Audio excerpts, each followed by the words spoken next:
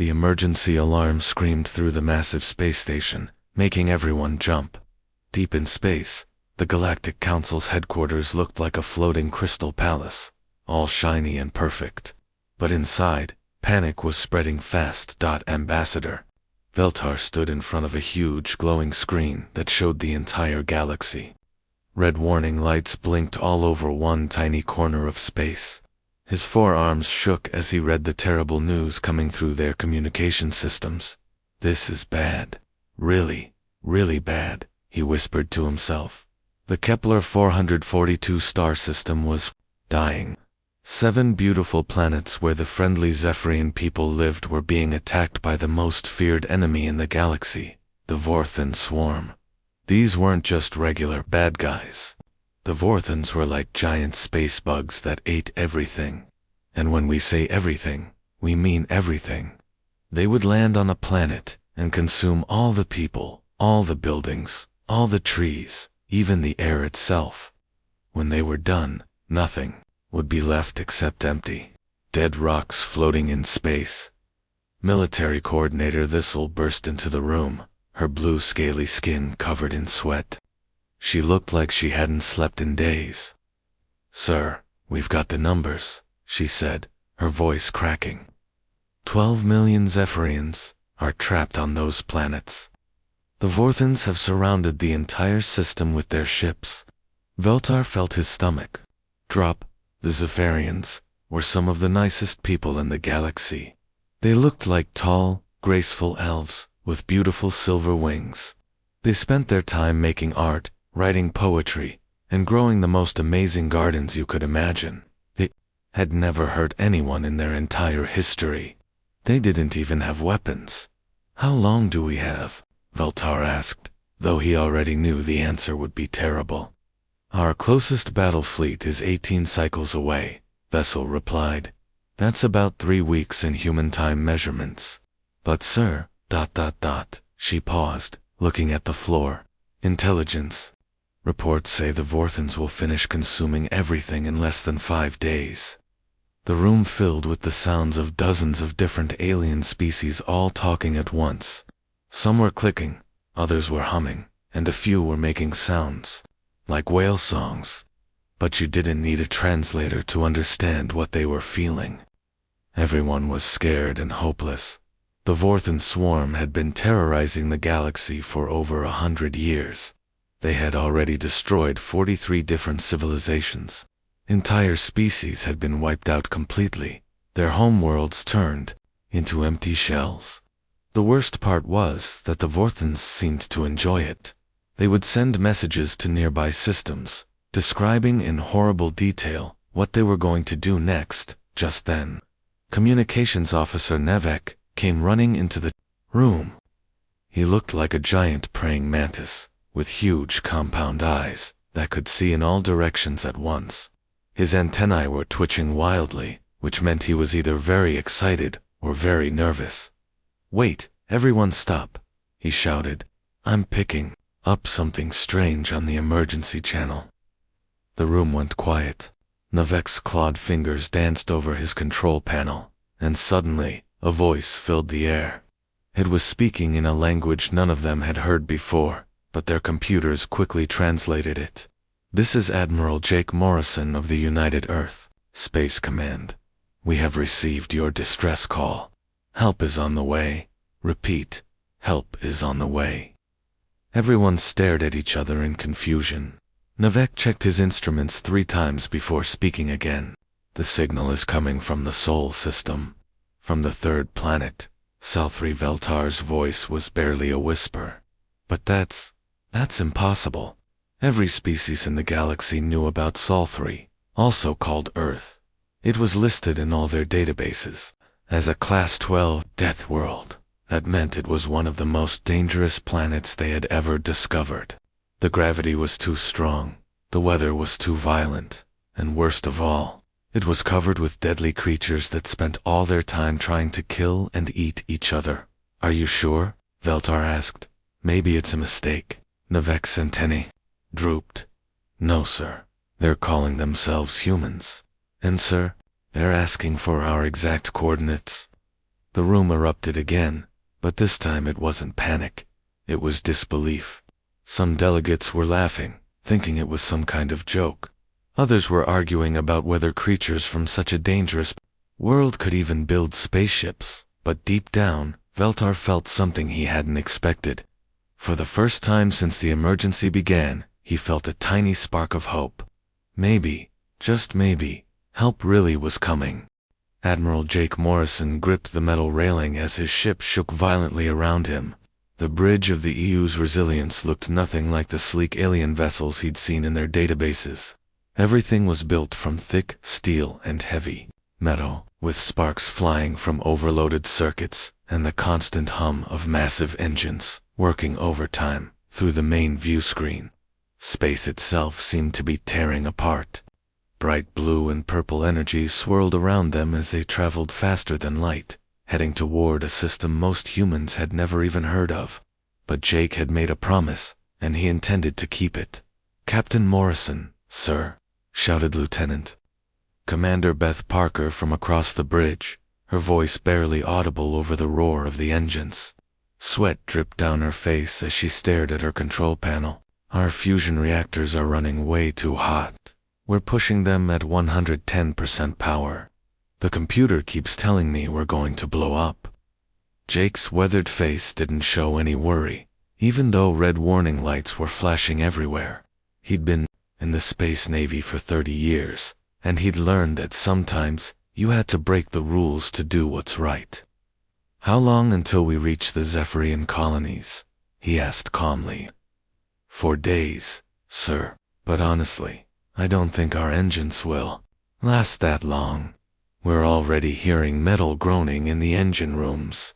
Jake nodded slowly. Behind them, 22 other human ships were following in formation. Destroyers, cruisers, and the massive battleship Yorktown were all pushing their engines just as hard. Every single ship was running on borrowed time, their crews working around the clock to keep everything from falling apart. "They'll hold together," Jake said firmly. "They have to. 12 million people are counting on us." What Jake didn't know was that they weren't traveling alone. Far behind them, a sleek alien science ship called Harmony's Dream was following, at a safe distance. The Galactic Council had sent it to observe these strange humans and report back on what they found. Science leader Pelinox stood in his pristine observation deck, staring at the human fleet through his advanced sensors.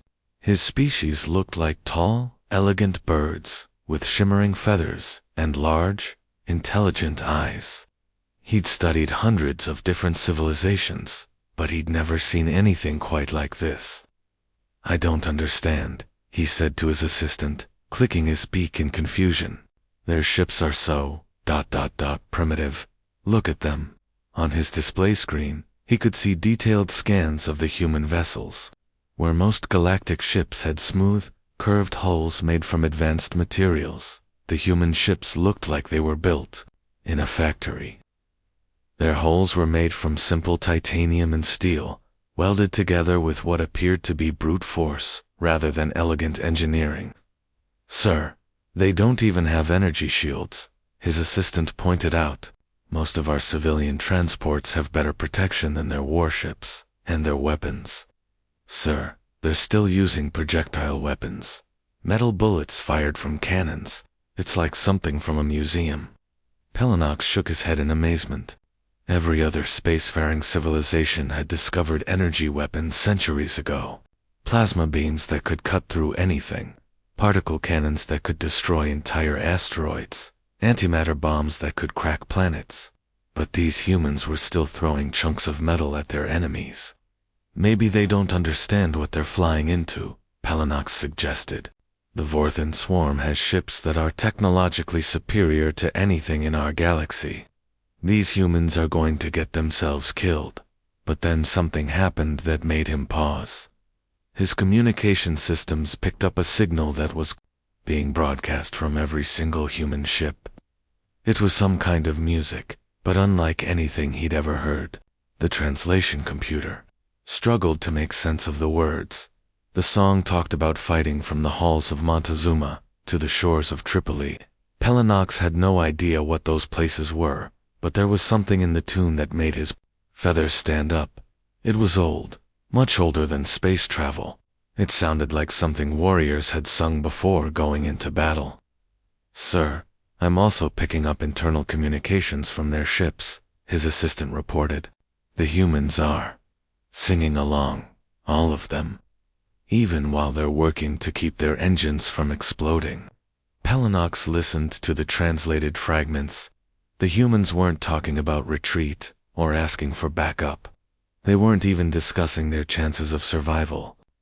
Instead, they were sharing stories about something called the Battle of Iwo Jima, and the Siege of Bastogne, and 100 other conflicts that meant nothing to alien ears, but everything to human hearts. "This is impossible," Pelinox muttered. "They know they're outnumbered. They know their technology is inferior. Any reasonable species would be calling for evacuation ships and preparing to retreat. But they're actually accelerating toward the enemy." As if to prove his point, the human fleet suddenly increased speed. Their engines glowed brighter, their ships shook harder, and more warning signals filled the space around them. But they kept going, heading straight toward a system where the most terrifying predators in the galaxy were waiting. For the first time in his long career studying alien civilizations, science leader Pelinox felt a chill run through his feathers. These humans weren't just different. They were something entirely new, something the galaxy had never seen before. Someone was coming to fight, and they didn't seem to care about the odds. The Vorthan scout ships hung in space like massive black spiders, each one the size of a city block. Their hulls weren't made of metal, they were grown, like some horrifying combination of insect shell and living tissue. Thousands of smaller creatures crawled across their surfaces, maintaining the organic machinery that kept these nightmare ships alive. Queen Commander Zixtera felt a familiar thrill as her sensors detected the approaching vessels.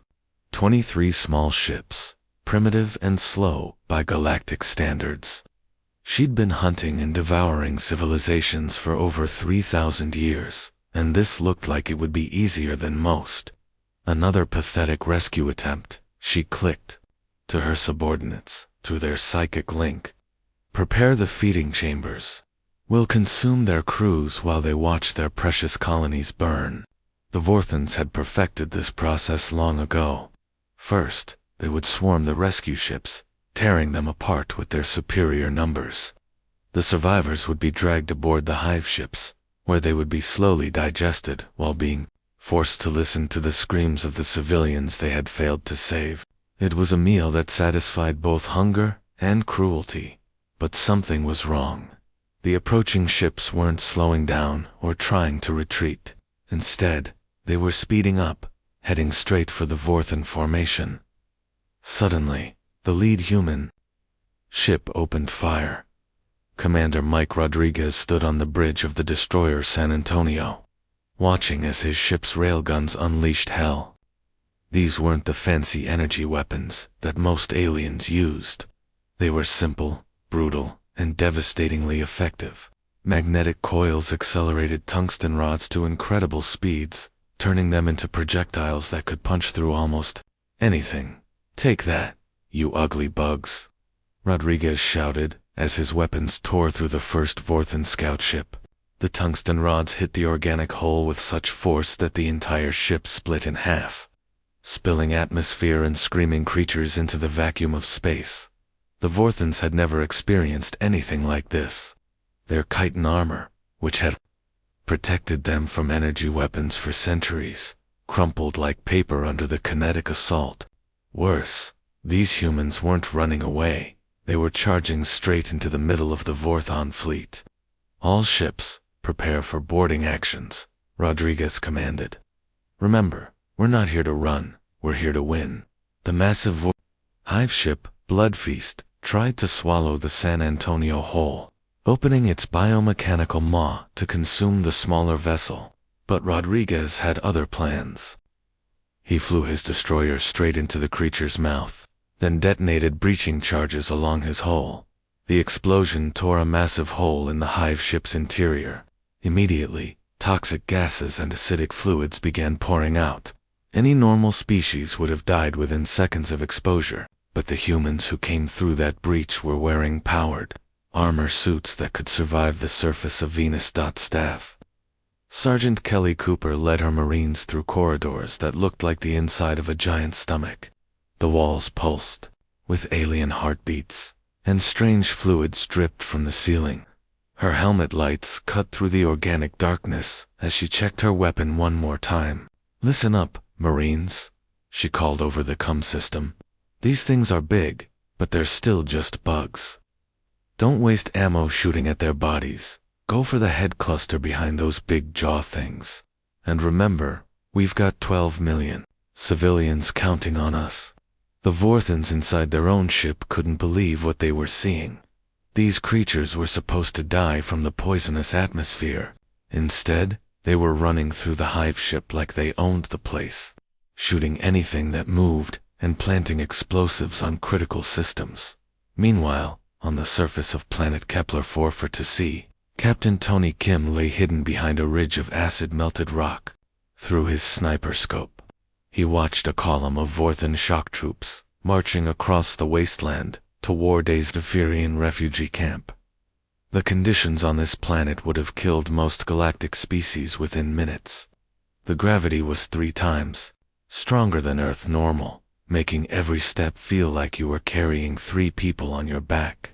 The atmosphere was mostly methane gas that would burn your lungs if you tried to breathe it, and the temperature was so cold that exposed skin would freeze solid in seconds. But Captain Kim had grown up in Alaska and trained in the mountains of Colorado. This felt like a chilly autumn day. "All sniper teams, this is Overwatch," he whispered into his radio. 50 targets moving in formation toward the civilian shelter. Range, 800 meters. Wind is negligible. Temperature is, well, it's Tuesday. His joke got a few chuckles from his team. 50 human snipers were positioned across the ridgeline, each one invisible against the rocky terrain. They'd been waiting for 3 hours without moving, which was just another day at the office for soldiers who'd learned patience, hunting deer in the wilderness. "Remember, these things are tough," Kim continued, "but they've never fought anyone who shoots back. Let's show them what Earth produces." The Vorthan soldiers advanced in perfect formation, confident in their superiority. They'd conquered hundreds of worlds, and no prey species had ever offered serious resistance. Their natural armor could deflect energy weapons, and their size made them nearly unstoppable in close combat. They never saw the humans hidden in the rocks above them. "Light them up," Kim whispered. 50 rifles fired simultaneously. The shots echoed across the barren landscape like thunder, and 50 Vorthan warriors dropped to the ground, their brain clusters destroyed by precision marksmanship. The surviving Vorthans looked around in panic, clicking and screeching in their alien language. For the first time in their species' history, they felt something completely foreign: fear. Up in space, Queen Commander Zixthera watched her forces falling apart and felt her confidence cracking. These humans weren't acting like prey at all. They were acting like predators, and they were winning. Queen Commander Zixthera floated in the biofluid chamber at the heart of her flagship, her ancient mind struggling to process what had just happened. For over 8,000 years, she had been the nightmare that entire civilizations whispered about in the dark. She had personally overseen the consumption of 43 different species, watching as their worlds were stripped bare and their people became nothing more than protein for her. Endless Swarm, the warrior poets of Centauri. Prime had composed beautiful death songs as her forces devoured their crystal cities. The crystal singers of Vega Minor had shattered their own vocal cords trying to produce sounds that might make her swarm retreat. The mighty hive cities of the Arcturian Empire had fought for 3 months before finally falling to her overwhelming numbers. Every single time, it had ended the same way. The prey species would fight bravely at first, then break under the horror of what was happening to them. They would scatter, flee, and eventually submit to the inevitable consumption. Fear was her greatest weapon, and she wielded it like a master artist. But these humans were different.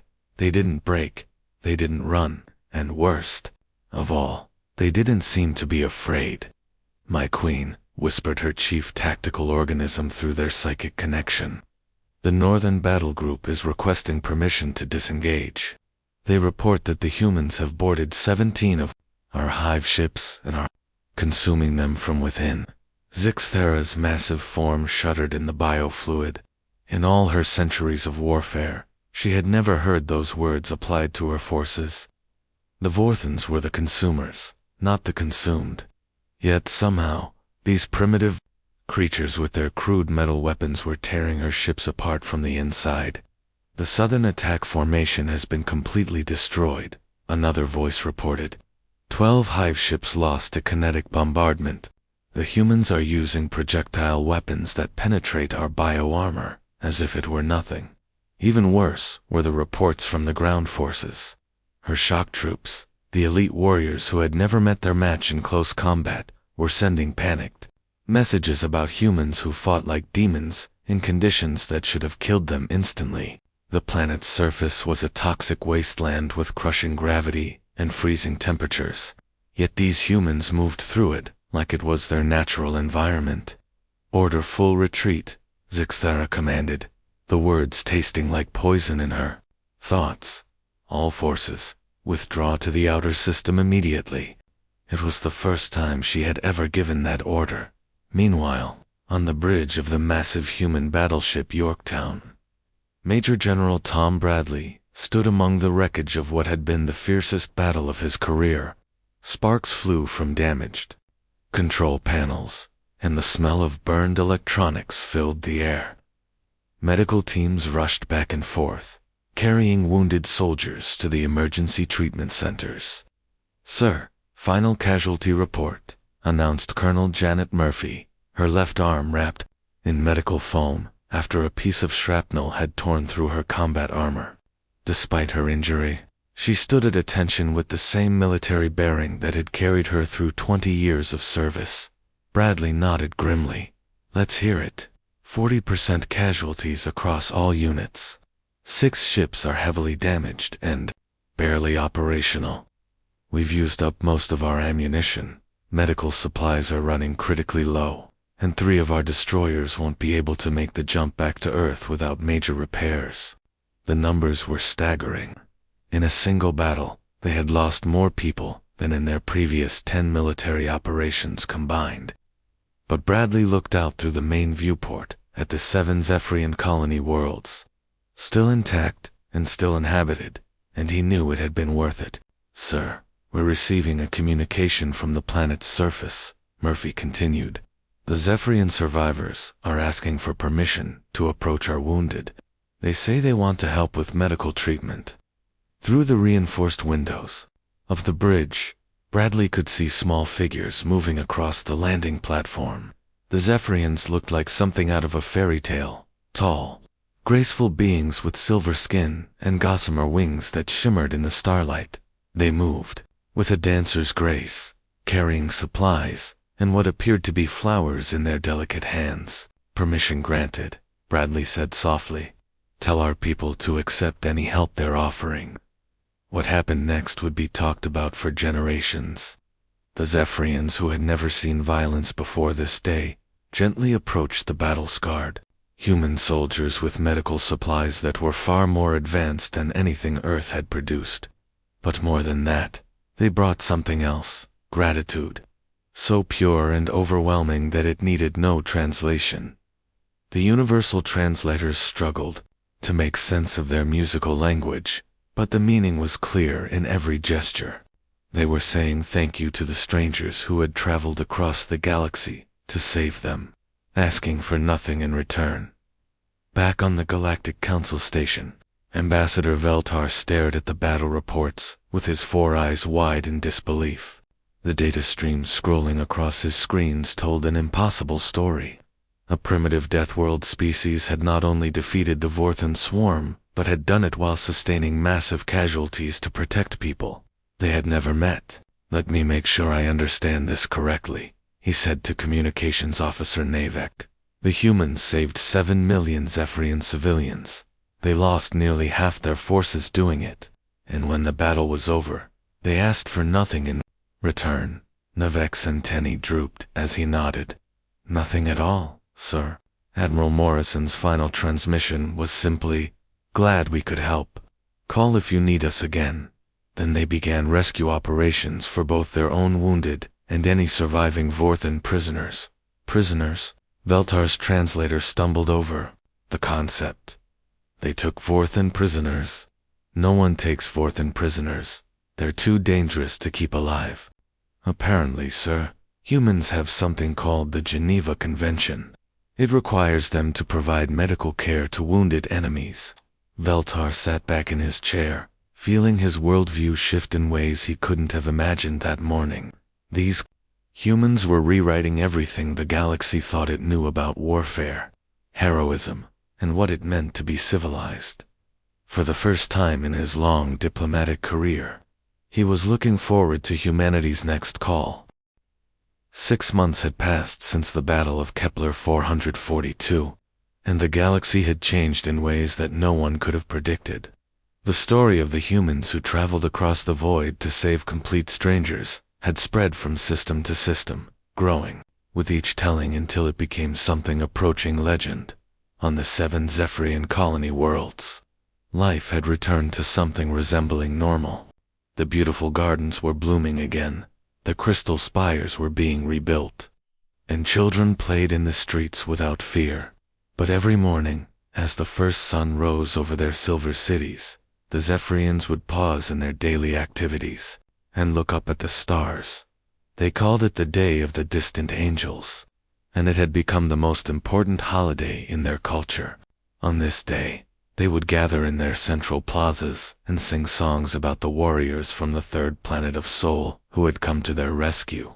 Children who had never seen Earth could describe the blue and white flag that the human ships carried, and elderly Zephyrians would tell stories about the strange aliens who fought like demons but treated prisoners with kindness. Remember, the storytellers would say, they asked for nothing in return, nothing at all. They came because we needed help, and that was reason enough. The ripple effects spread far beyond the Zephyrian worlds. The Andromedan Coalition, one of the oldest and most bureaucratic organizations in the galaxy, had to completely rewrite their first contact procedures. For the first time in their history, they created a new classification, benevolent Deathworlders. It was a category that had never existed, because no one had ever imagined it was possible. Even the mysterious void dancers, the nomadic space travelers who trusted absolutely no one and spoke to even fewer people, began incorporating human stories into their ancient ballads. These were beings who had wandered between the stars for thousands of years, collecting songs and stories from dying civilizations. The fact that they chose to sing about humanity meant something profound to those who understood their culture. But perhaps the most telling sign of how things had changed came during the festering Dawn Crisis. A massive plague ship, built by a long-dead civilization as a biological weapon, had broken free from its quarantine orbit and was drifting toward the core worlds of the galaxy. The ship contained diseases that could wipe out entire species, and its automated systems were preparing to release their deadly cargo on any populated planet it encountered. In the old days, the Galactic Council would have spent weeks debating what to do. They would have formed committees, written reports, and argued about jurisdiction while millions of lives hung in the balance. Different species would have blamed each other, and by the time they reached a decision, it would have been too late. But this time was different. Ambassador Veltar looked at the crisis report for exactly 30 seconds. Before picking up his communicator and sending a message to Sol3, "Humanity, we need your help again." The response came back so fast, it was almost instant. Admiral Morrison's voice crackled through the speakers, with the same calm confidence he'd shown 6 months earlier. U.S. fleet already en route. Eta. 6 days. Veltar stared at the communicator in his hands, realizing that something fundamental had shifted in how the galaxy operated. The humans hadn't asked for payment, hadn't demanded to know what was in it for them, hadn't even asked for details about the threat. Someone needed help, and that was all they needed to know. Later, historians from a dozen different species would mark this as the moment when the galaxy's entire way of thinking changed. The humans hadn't just won a battle, they had introduced ideas that most spacefaring civilizations had forgotten over the centuries of expansion and competition. Duty without reward, sacrifice for strangers, courage without glory. These concepts started showing up in the strangest places. Warthen raiding parties, which had terrorized shipping lanes for generations, began to avoid any system that displayed the blue and white flag of Earth. Pirates who had operated with impunity for decades suddenly found their activities disrupted by mysterious ships that seemed to appear whenever civilians were in danger. Slave traders, some of the most ruthless beings in the galaxy, discovered that their operations had a new enemy. Human patrol ships would appear out of nowhere, not to capture the slavers for bounty money, but simply to free the captives. They would destroy the slave ships, rescue the prisoners, and disappear back into space without claiming any reward. "It's not natural," complained one pirate captain to his crew after losing his third ship to human intervention. "What kind of species fights without profit? What do they gain from helping strangers?" But the most profound changes were happening among the younger generation of galactic citizens. On worlds across the galaxy, alien children began to dream of something different from the traditional paths of their species. Veltar noticed it first in his own offspring. His daughter, who had been destined to follow the family tradition of diplomatic service, suddenly announced that she wanted to join something called Starfleet. When he asked her what this was, she explained with the passionate intensity of youth that it was a human organization dedicated to exploring the galaxy, not for conquest or profit, but simply to help others and seek out new life. "But why?" Veltar asked, genuinely confused. "What do you gain from such service?" His daughter looked at him with the patience that children sometimes show their parents when explaining something obvious. "The same thing the humans gained at Kepler 442, Father. The knowledge that when someone calls for help, someone will answer." Similar conversations were happening on 1,000 worlds. Young Andromedans spoke of joining humanitarian missions instead of corporate ventures. Teenage Arcturians chose to study medicine and engineering over the traditional pursuits of wealth and status. Even young void dancers began to settle down on frontier worlds, establishing hospitals and schools for species they had never met before. The galaxy was learning a lesson it had forgotten over millennia of expansion and competition. Sometimes, the most dangerous predators in the universe are the ones who choose to become guardians instead. Sometimes, the greatest strength comes not from the ability to destroy, but from the willingness to protect. And sometimes, when someone calls for help across the vast emptiness of space, the most important thing you can do is simply answer, "We're on our way." The Deathworlders had answered the call, and the galaxy would never be the same.